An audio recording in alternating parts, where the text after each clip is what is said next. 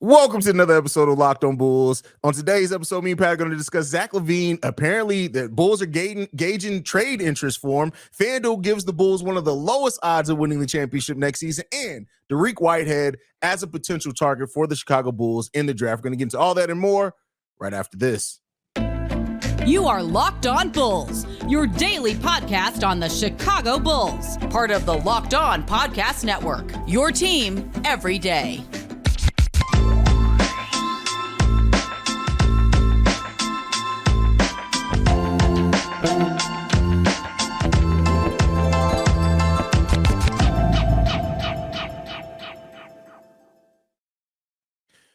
Thank you for tuning in to Locked on Bulls, member of the Locked on Podcast Network, where it's your team every day. Today's episode is brought to you by Game Time. Download the Game Time app, create an account, and use code LOCKEDONNBA for $20 off your first purchase. Last-minute tickets, lowest price, guaranteed. That's Pat, the designer, host and creator of the Windy City Breeze. I'm Haize, host and creator of Chicago Bulls and Chicago Bears. I forgot. I got to give Pat all his accolades. Host of the Chicago Bears podcast over at ESPN 1000. Can't forget that. Pat, let's get into it, man. So this just dropped not too long ago. Apparently, the Bulls are quietly gauging trade interest for Zach Lavine. Now, that is much different from shopping Zach Lavine. I want to be clear in that because there are going to be articles. There are going to be fans that run with it and say, hey, the Bulls are looking to trade Zach. That's not what that means at all. But considering where the front office is, it makes sense right now that they would gauge interest for everyone. How you feel about it? I mean, it tells you that they don't feel confident in the team they have, I believe. Mm-hmm. Right? Like, I mean, if you felt confident that Zach Lavine was the answer, if you felt confident that Zach Lavine was the guy that's going to get you to the next level, that's going to, be the reason that you end up winning, you're not gauging trade interest on him, right? Listen, the Miami Heat aren't gauging trade interest on Jimmy Butler.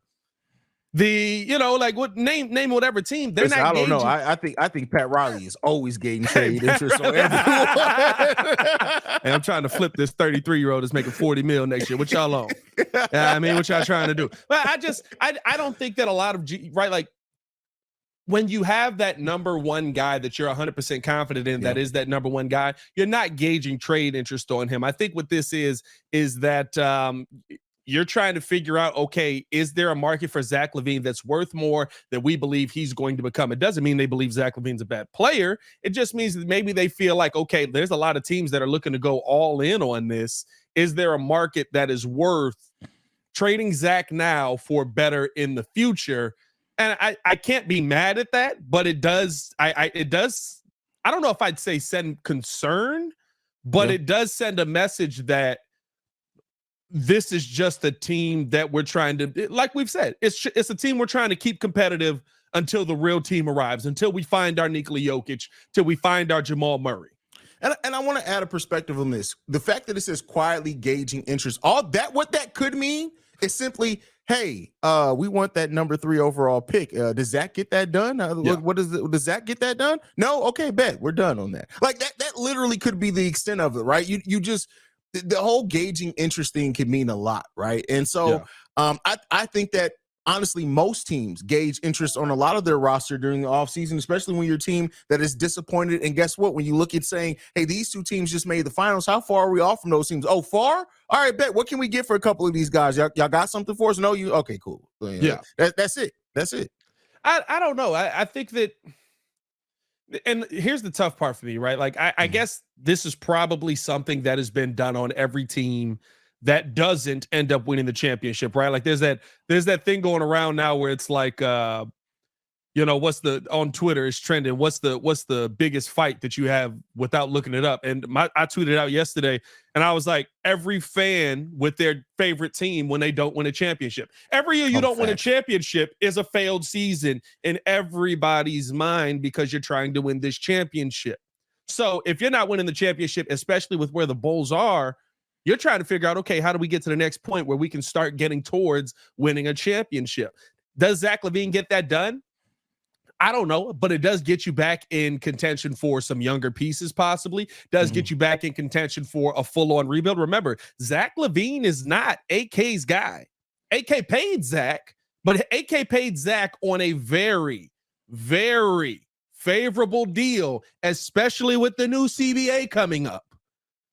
So, I mean, he gave him the max. He gave him everything he could, but he gave him everything that he could, but it's still a very favorable deal, right? And realistically, $40 million isn't what $40 million used to be, and especially with the CBA already rose, and then but they bottom it out to where, like, even with the contracts, I mean, the TV contracts coming up, it's just a steady incline on the CBA. You're not going to see a huge jump in the CBA like you did in prior years with the TV contract coming up. But ultimately, I mean, that deal is going to look more and more favorable every year that the salary cap increases. And so, because you can only have 35. A player can only take up 35% of your cap now, right? Or something like that. And so I believe Zach Lavine is only like, I think he'd only be like 29% or 28%. It's still a lot of money, but I think that's a favorable contract that you could move on from. I wouldn't be surprised if we saw it. I would probably be a little bit upset, though. I'm not gonna lie. Like, it's okay to say that. I like Zach. I think Zach's a good player. I like Zach too. Like, and that's why I say, like, it's not going to be the shopping Zach Lavine that some people are going to take it to be. That's not what this is. And we always try to be realistic in what we talk about with this show. That's just what it is. And I think that I'll say this for where the Bulls are, and some of the pick, the number 2, the number 3, the number 5, the number 10 picks, all reportedly available. And if you have not gauged interest for that in that point in time, considering where we are, you're not doing your job. So that's kind of what my mind goes to. It doesn't mean that that's exactly what they gauge the interest on, but because for me, if the Bulls got the 2nd overall pick in the draft and they had to move Zach Lavine to do it, as much as I love Zach, at least you've picked a direction. You've reset your timeline. Hopefully you've made the right decision at the number 2 overall pick or number 3 for a player that you can actually build a championship contender around. And then it's gonna naturally maximize the younger pieces, and we're probably gonna see more older pieces shipped off at that point too. So, like, ultimately, I'm not mad at them at hearing them gauging interest, but it'd be a different thing if I heard that they were shopping him just to get anything back and just looking to move on from Zach just to move on from Zach. That's not what this is. What they're doing is reasonable, and I would say this is what they should be doing with where the Bulls are. Here's the tough part, right? Because based on everything that this organization has tried to do, it doesn't seem like they're ever going to go full rebuild. So what does trading Zach Lavine do for you? Even getting in one of these younger pieces, right? Are you holding on to DeMar? Are you holding on to we know they want to sign Vooch, but still, we're kind of waiting for that news to come down. But what is this realistically doing? Maybe you're getting one of those top 3, but is there a team in those top 3 that views Zach Lavine as the number 1 guy, the savior guy, the guy that turns our entire team around? Well, I don't First know. of all, you don't need that because it's the Hornets are at number 3. We know that they don't do anything that makes sense. So, like, let's just be clear here. As long as the Hornets have one of the top 5 picks in the draft, it's anybody can make any move to get there, because as long as Michael Jordan runs that team, they are keep in mind, and I crap on the Hornets a lot, but realistically, the Hornets have never and will never be a free agent destination. And because of that, they usually have to overpay on trades to get free agents to get players in there, and then hope that they can convince to re-sign her. That's just what the Hornets always have had to do. That's what they've had to do even back before the Hornets originally moved to New Orleans. It's always been the same thing with the Hornets. No matter where they've been, they have never been a free agent destination, ever. Hey, shout out to Baki in the comments, man. Baki in the chat always. He says, so here's a question. If the Bulls trade Zach, do we officially say the Jimmy Butler trade was a failure? Baki, we're past that. It's a failure. It failed. It's no. Like, Jimmy Butler's been to the finals twice. It's a failure. It's a bad trade. Let me be clear. Anytime a front office says this guy's a star, but we don't know how to build around him, so we're going to send him away, it's a fail. That was a fail. The thought process behind that trade made it a fail to begin with. Hey, yeah, that's an F. You know what I mean? Yeah, Garpax should have been held back multiple grades for that trade. That's like if somebody came and handed Pat $1 million, and Pat said, "You know what? I really don't know what I'd spend $1 million on. I'm gonna go give this to charity." I'm sorry. That's a fail. I'm glad that you helped some kids, but that's a fail, brother. Hey, right? Like, wait a minute now. Hey, listen, F them kids. That's how I feel on that. All right. Okay. All right. The kids are taking strays now. That's tough. I mean, here's the last thing I ask you on this, right? If you're Zach Lavine and you hear this, what's your mindset? Is your mindset that the team was not that the team is not backing you, the team is not behind you, or is your mindset that this is just the business of the sport? Here's the thing that I'm going to say with this. Regardless, if the Bulls do not build a team that can at least make the ECF in the next 2 years, Zach LaVine's going to be traded. It's just everything's heading towards a divorce between, like, when you look at like the fight with Billy, and the fact that the players sided with that, right? The fact of the matter is, players sided with Billy on that. They sided with Billy. The fact of the matter is, rumblings of people in the front office not being enamored with Zach not being as happy with this team. Like, I would say this: if the Bulls can't make an ECF in the next 2 or 3 years, or at least even if they almost make an ECF and lose it on a crazy shot, be prepared. Zach LaVine's getting up out of here, bro. I look at that differently because of what we just saw. That team could have gave up on Jamal Murray basically 3 seasons in a row. This is true. You could have moved on from multiple pieces on that team. You could have moved on from the head coach. Yeah. And they stuck it out. And I mean, AK's been here, what, 3? This will be year number 3 for AK now. Yeah. He was there for most of those question marks. We're going into year number 4. Season with number AK? 4. Season number 4. First season was the season. First season was Vooch. Yeah, you're right. We're going into season 4 with Lonzo. This was the 3rd season. We're going into season 4. Yeah, I mean, like you look at that Denver team. They held on to that. They went with continuity. They held on to the coach. All of the players just about. I mean, they moved some of the role players and stuff like that. You're telling me we're in store for 8 years of Billy Donovan? Yes. All right, it's time to move on to the next topic just because of that alone. Saying this. I agree. I know. I just had to say it to drill it home. Next up, we're going to be talking about FanDuel and their odds for the Chicago Bulls winning a title next season. I tell you what, it's not good, and it probably shouldn't be good. But before we do that, we got to talk to you guys about Game Time. Game Time is the place for last-minute ticket deals. Forget planning months in advance. Game Time has deals on tickets right up to the day of the event. Get exclusive flash deals on tickets for football, basketball, baseball, concerts, comedy, theater, and more. The Game Time guarantee means you'll always get the best price. If you find tickets in the same section and row for less, Game Time will credit you 110% of the difference. It's the fastest growing ticketing app in the country for a reason. Get images of your seat before you buy so you know exactly what to expect when you arrive. Buy tickets in a matter of seconds, 2 taps, and you're set. Tickets are sent directly to your phone so you never have to dig through your email. Snag the tickets without the stress with Game Time. Download the Game Time app, create an account, and use code LOCKEDONNBA for $20 off your first purchase. Terms apply. Again, create an account and redeem code LOCKEDONNBA for $20 off. Download Game Time today. Last minute tickets, lowest price, guaranteed. All right, Pat. You know, it's always weird, me and you talking about like betting odds, because neither one of us bet, and it is what it is. I like my money too much, and I work entirely too hard for that money to be betting it on anything. But for those that do like to bet, the Chicago Bulls right now are a plus. Oh, let me get the exact number. 12,000 in the odds of winning a title. That puts them at 19. Place your bet now. Tied with the Brooklyn Nets. What do you think about that? So around the same area as the Bulls, the Nets, Blazers, Thunder, all in the range of that 12,000 to 13,000 range. And with that said, most of those teams have, the Trailblazers, they're the same spot as the Bulls. We're pointing at each other. Thunder have a young core with the MVP candidate and Shai Gilgeous-Alexander on it. The Nets are clearly in rebuild. What do you think about the Bulls being around teams like that?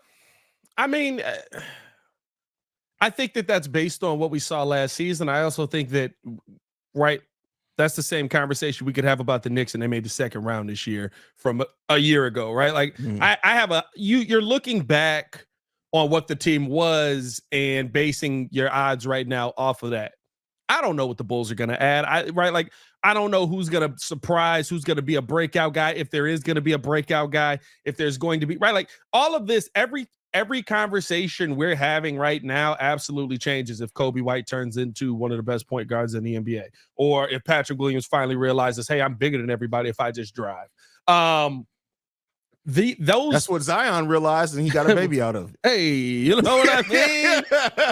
Sometimes you just got to go to the hole. Anyway, but like I'm saying, I don't know if those odds are what the team is going to be, and I get why they're being put there right now, but I don't put a lot of stock in that just because, right, like, you could bet that right now and feel good about it if the Bulls make the first round or the second round playing like they did in the second half of the season.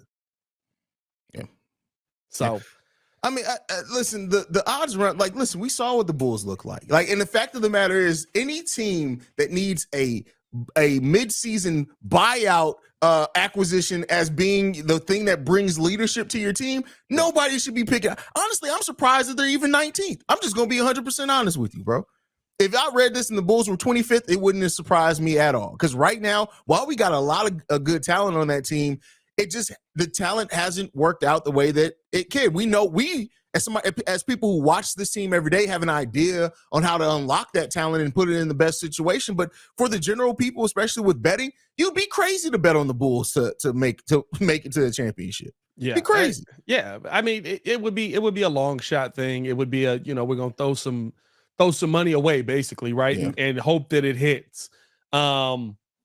But I'm not surprised by it, but I also don't put a ton of stock into it because, I mean, heck, if you looked at the Miami Heat, midway through the season and you bet them, you'd be making a lot of money if you just bet them to get to the finals.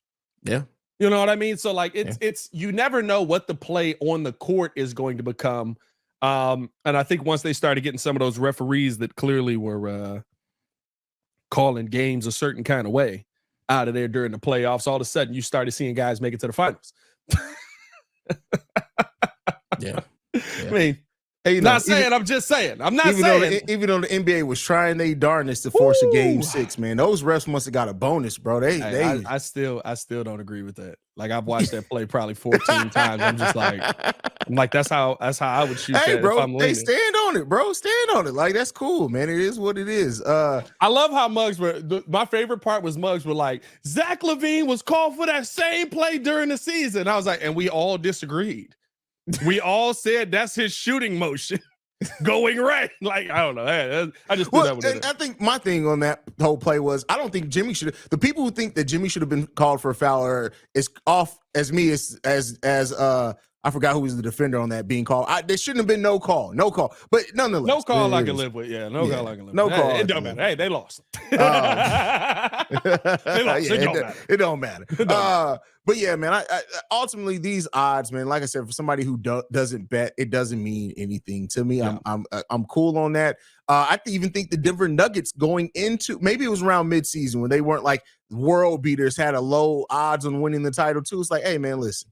All this title odds and all that crap, it all is all cool, fine and dandy. But at this point, we haven't even got through the draft, much less free agency. Odds right now, you never know. It could get worse. It can get better. Yeah. So. It's one of those things to me where you can sit there and make this gauge now, but with how the NBA is setting things up as well, right? With how, a lot of the new CBA is coming, I think we're going to see a lot of movement during this offseason, right? Like, your odds might be down right now, but say the Bulls do trade Zach Lavine, but they get a really nice package back, or they get a nice player back, or they move DeMar DeRozan, get in some nice role players that fit perfectly with this team. Like, you never know. The offseason hasn't even really started yet, and Muggs are dropping odds on championships, and you never know what's going to happen. People get pissed off and mess up stuff all the time. It's just like nobody would have guessed Chris Paul could be waived. Nobody could. You just never know, right? So, like, all that at this point, things are so up in the air. Like you said, we are in for an exciting, I think, a nice amount of moves coming this season. Yeah. Heck, the fact that Bradley, they're probably going to be trading Bradley Beal, right? You never know. Like, the parity around the NBA could force one or two things. It could force a lot of teams to hold on to their pieces because they think that they're not that far away because of how close everybody's record was, or it could send several teams to say, hey, yeah, cool. We could be anywhere between 5th and 8th in the conference, but guess what? That we want another star. So we about to trade everybody that we got. Like the Jazz. The Jazz are probably going to go. Lowry's probably going to be moved this offseason. Yeah, Lowry's probably going to be on a different team next season. That's another one. And even, but I will say this: if this happens right here, Cat on the Bulls, that changes none of the odds for me. That changes nothing. That doesn't change. You've literally at that point replaced Vooch for a younger Vooch that's not as good and with a worse. Carol Anthony Towns' voice is one of the most annoying voices. Anthony Towns. I hate that dude's voice, bro. I remember the first time I ever heard him talk, I was like, really? This is Wow. why just the voice? Why are you throwing shots at his voice? Bro, I'm always talking going to take about him on shots the at his court, voice, bro. Like, Karl Anthony Towns' voice is literally, when you see somebody and you envision their voice, it's literally way off. Like, Karl Anthony Towns has the voice of a 5'6". So we said we were going to start covering prospects that could be there for the Bulls if they do trade into either the second round or maybe even get that New York Knicks pick off the Portland Trailblazers at number 23. I presented this one. I actually talked a little bit about him over on Central earlier, I think late last week. And this is Dariq Whitehead, 6'7", 220-pound shooting guard / small forward out of Duke. Now, this is a guy who probably is one of the best three-point shooters in this draft. 43% with taking about 4 attempts per game. Extremely efficient, both off the dribble and on spot ups, coming off screens. Everything you can ask for as far as shooting, he brings. Now, one of the reasons that he's dropping this far is that it ended up coming out that he was actually playing on an injured foot almost the whole season. He actually just had surgery on it, which may drop his draft stock even more. There are some mocks that have him going high second, late first. But this guy, athleticism, everything that you could need as a 3-and-D wing, he basically brings. How you feeling about Dariq Whitehead, brother? I think just the question marks that you have, right? Like, do you take a chance on a guy who has the injured foot? How's that going to affect his shot coming back? How's that going to affect how he plants, how he moves, how he's able to defend? I have a lot of question marks on him, but I mean, listen, as a player, guy can come in, he can knock down shots. I think he'll be one of those players that we talk about in 5 or 6 years, who is this dude barely got tick on the team, but then Zach Lavine, right? Like, Zach Lavine was off of the bench in college. And then all of a sudden it was like, hey, Zach actually can play. Like, he's one of the best scorers in the NBA. So keep in mind too, when he came into the NBA, he was a point guard. People thought Zach was going to be a point guard. A lot of turnovers. But I like what he can do. I like the shooting ability. Not a ton of threes, not a ton of opportunity, but again, college is so different, dude. College is such a different beast. Like, it is so system oriented, so rigid. So you have to run whatever the coach says, especially Duke. Yeah. So, I think that he could be a nice piece in the NBA. I don't know if he's worth, I guess the question would be, is he worth giving up capital for and trading back in? Right? Like, is he worth, going up to get, especially right? And here's the main thing for me. He's 18. He'll be 19 probably by the time the draft gets here. Bulls don't seem to play those guys. There are no 19-year-olds really playing in our lineup outside of P. Will, who is the number 4 overall pick. Yeah, he's a very young player. One of the younger players in the draft. There is, I think, one player younger than him that actually just turned 18 in April, which is crazy to me. That's kind of crazy. But with that said, I really like the Dariq Whitehead pick. Now, there are picks that you can get in that same area that are more ready to go right now. They don't have enough as much upside, but I really like that Dariq. And like you said, playing in Duke, that system that runs a very similar to NBA system. So he's going to be able to probably come in, be a role player for you right out the gate. And also the thing that I like about him too, dog mentality, does not back down at all.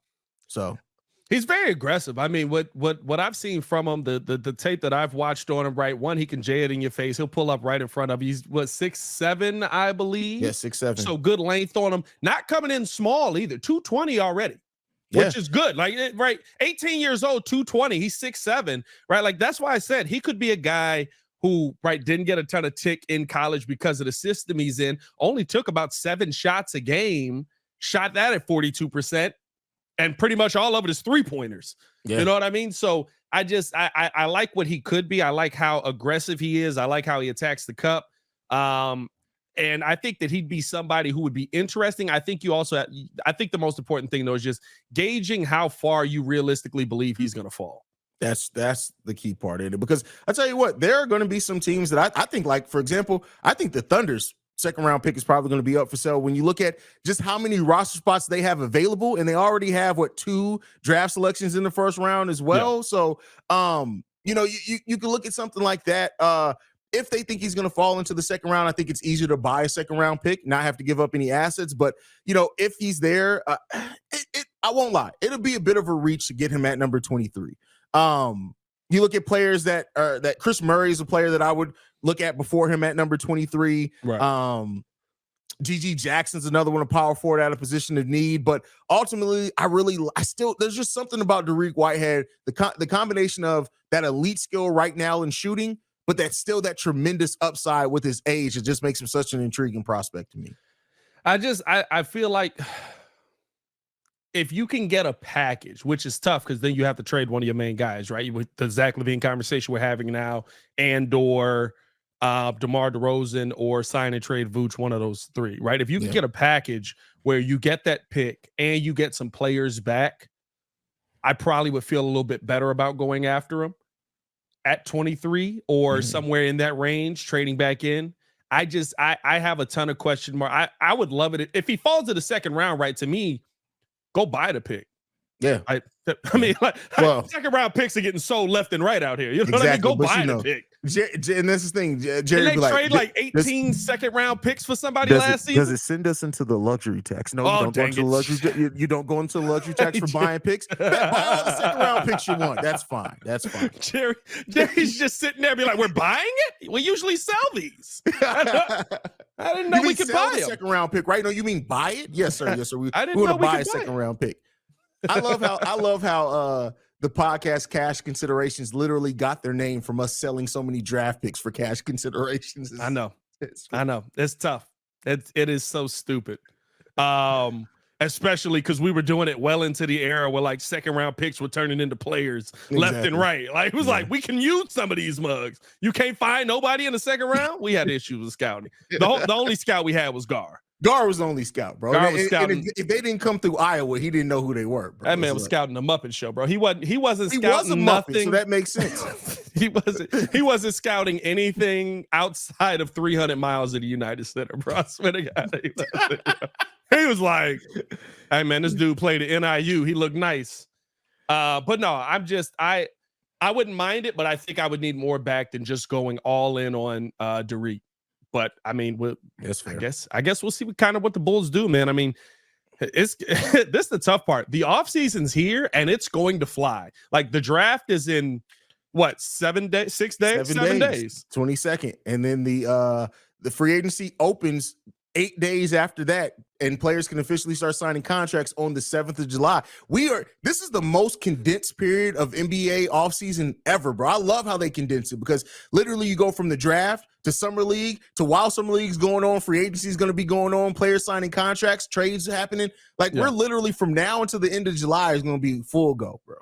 Yeah, I mean, I love it. I'm glad the NBA is kind of just taking over the offseason, especially because it's basically a dead period from like right after today until training camp. So yeah, we'll see what it does, man. But hey, follow us on everything at Locked On Bulls. You can follow me on everything at Pat the Designer. Appreciate you guys for showing love as always, man. Absolutely. You can follow me at CEO Haize, and thank you for making Locked On Bulls your first listen every day. Make sure you guys tune in tomorrow as we'll continue. Hey, we didn't expect this Zach Lavine news drop, even though it's not what people are trying to make it. Make sure you guys also follow us at Locked On Bulls, and we are free and available on every podcasting app as well as Odyssey and YouTube every single day. But for Pat the Designer, I'm Haize. This has been Locked On Bulls, and we are out here. Peace, y'all.